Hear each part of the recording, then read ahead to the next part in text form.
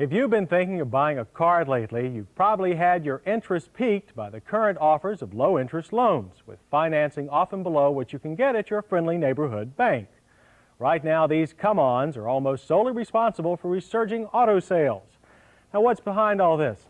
Well, you may remember last fall we told you that rebates were dead. True enough, but rebates have been replaced by lower interest loans. The idea is to get lower monthly payments when you finance your car through a dealer, usually through a finance company owned or sponsored by the manufacturer. Is there a catch? Well, of course there is, but nothing particularly sinister. First, your savings will vary according to the length of the loan, so some dealers will demand a shorter repayment schedule, which in turn means higher monthly payments again. And sometimes not all models will be eligible for the lower interest rates. Sometimes a dealer will require a down payment of up to 20%. And finally, be aware that a dealer is giving up part of his profit on financing a car. Now, his profit comes from what he charges you over what it cost him to borrow the money in the first place. So that means he probably won't give you as much of a discount or throw in any freebies, such as radio or rust proofing. You get a little, you lose a little. But this new round of incentives was a smart move by both Detroit and Japan, and just maybe it'll spark some longer-term life into 83 auto sales. Now, as we already know, Audi is putting some new life into its restyled Highline 5000 series. Anything else we should know about, Joyce?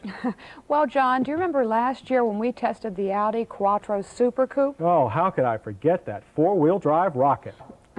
Well, you know, the Europeans agree with you. You know, they have been rallying that Quattro all over Europe, and it has been very popular.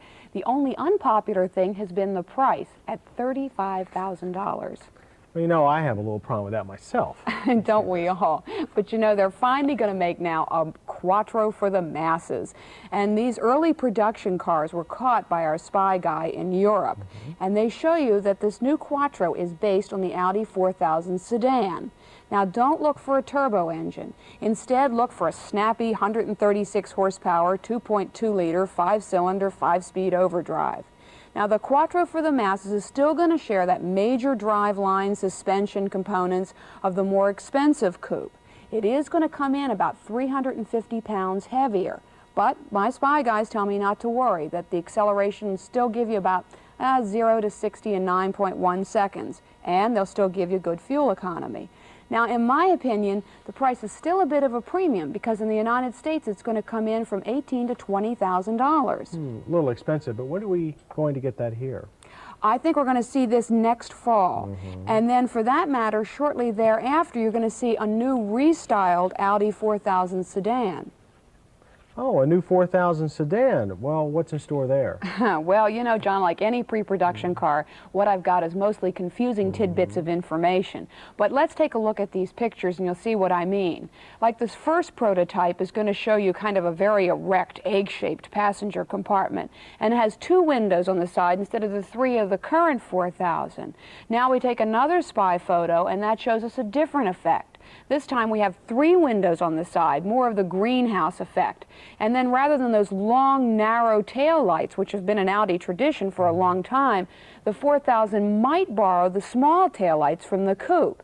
Now those new tail lights will be, you know, put in conjunction with a lower trunk sill down around bumper height, which gives you better luggage handling. Now this is a trick that they're borrowing from the Japanese, who have been using that little trick for quite a while. But, you know, I don't think we're going to know a lot of these things until we test drive it next year. So the car's still a bit of a puzzle. Yes. Don't know everything. Well, thanks, Joyce. Very interesting.